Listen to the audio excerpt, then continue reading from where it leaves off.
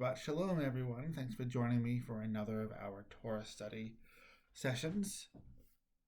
I'd put away my newspaper, my magazine, but I actually don't have one. So I've got my kippot. I think I'm going to put on this black one. I don't think I've worn this in a while.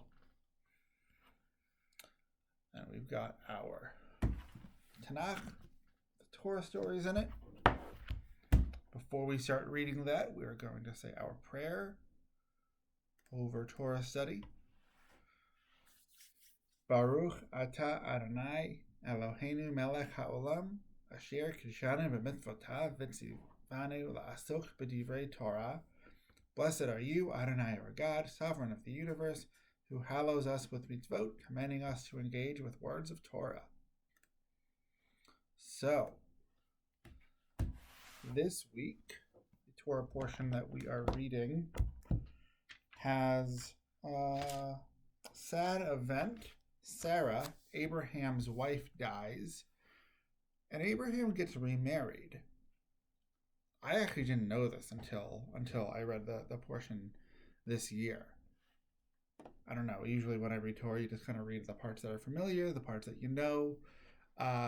But this year I decided to read it a bit more closely. I mean, what else is there to do with our time? And so I've been finding these things that are new to me. And this is a very interesting one. So I'll read to you what the Torah says about it. Abraham took another wife, whose name was Keturah. She bore him Zimran, Jokshan, Medan, Midian, Ishbak, and Shua. Abraham willed all that he owned to Isaac, but Abraham's sons by concubines Abraham gave gifts while he was still living, and he sent them away from his son Isaac eastward to the land of the east. This was the total span of Abraham's life, 175 years. And Abraham breathed his last, dying at a good ripe age, old and contented, and he was gathered to his kin. His sons Isaac and Ishmael buried him in the cave of Machpelah, in the field of Ephron, son of Zohar the Hittite, facing Mamre, the field that Abraham had bought from the Hittites. There Abraham was buried, and also Sarah. So, Abraham has, I think it said, 5 other sons, plus there's Isaac, plus there's Ishmael. So he has 7 sons. And only one of them, God says, is going to inherit the covenant that Abraham has made with God.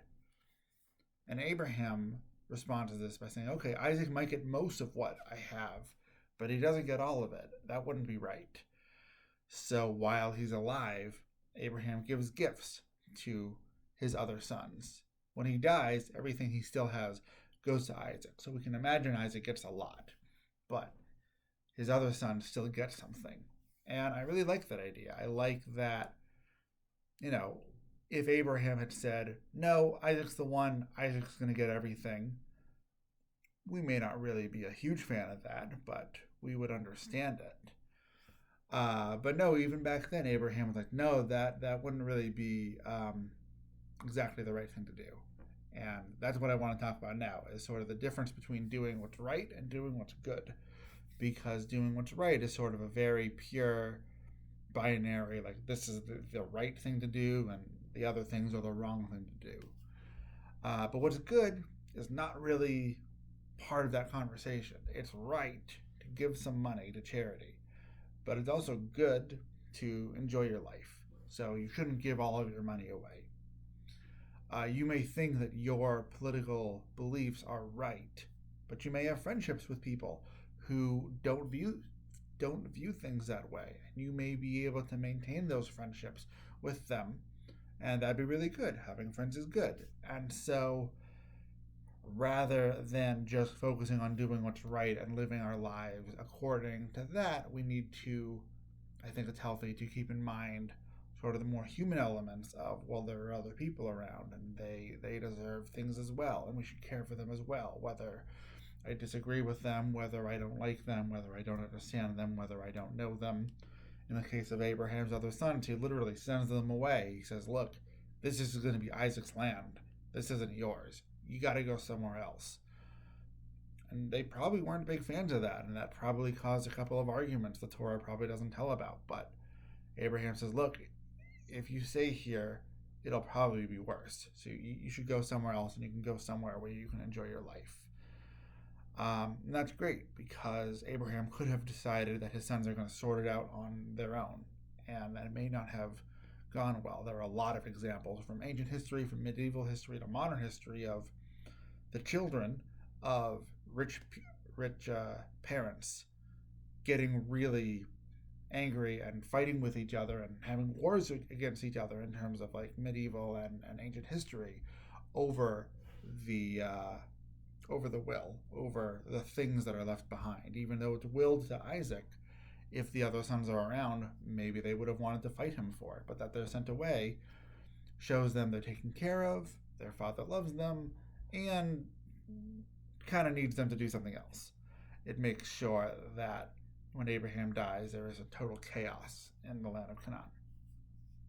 So that is this week's lesson. I hope that you find a way to have that into your life.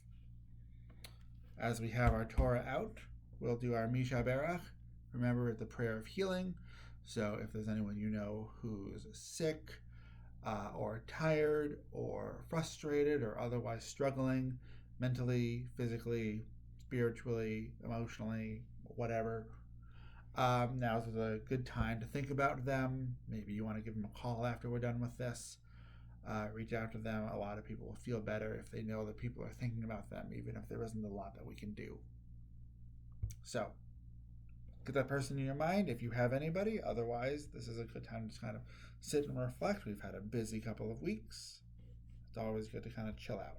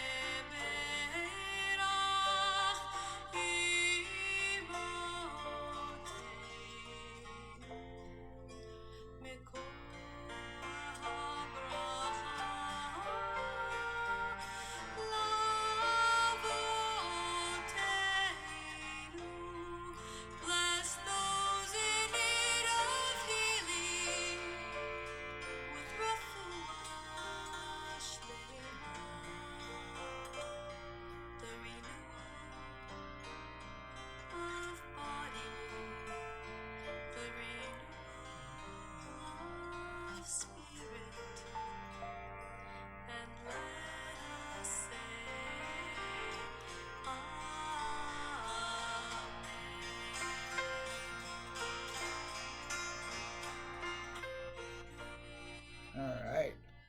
Thank you again for joining me. So happy to have you. I look forward to next week. Until then, enjoy yourself. Take some time to relax. Get outside again while we still can. When winter is here, we're going to wish that we were outside when we were able to.